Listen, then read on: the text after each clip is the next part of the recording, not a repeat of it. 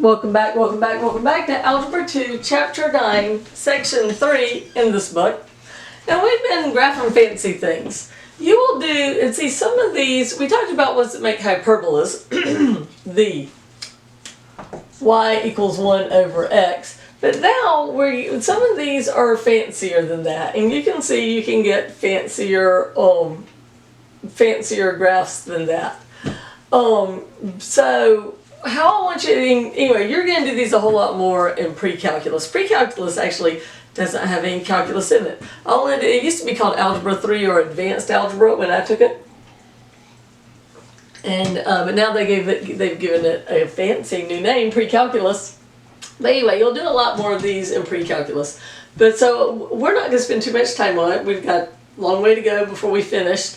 So I just want you to be able to do these on your calculator. This one is interesting. It looks like this. These are asymptotes. Notice it never touches x, so it has no real solution. Remember, the solution to these things are where they touch the x-axis, and this one doesn't have any. So the domain, what x can be, is all reals, and the y is going to be, y is greater than 0, because it doesn't touch 0, and then y is, then it stops at 4, so it's less than or equal to 4.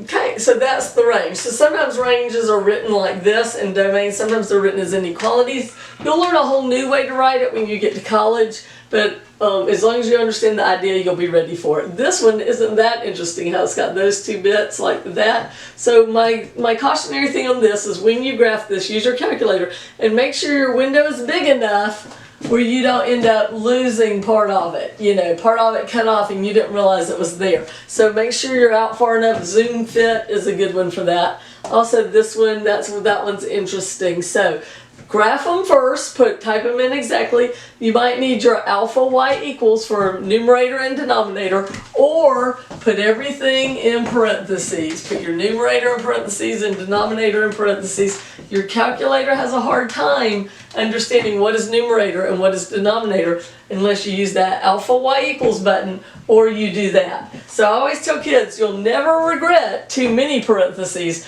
but you will often regret not enough parentheses. And then go to trace or to table and get your if-then, plot a few points, you don't have to have a whole lot, and then swoosh, draw your lines. Alright, do it on graph paper, work neat, and have fun with your calculator. I think this is one of the best parts of the class. It's where we use our calculators a lot. Alright, come back and we'll talk about how to multiply and divide rational expressions. Math is great.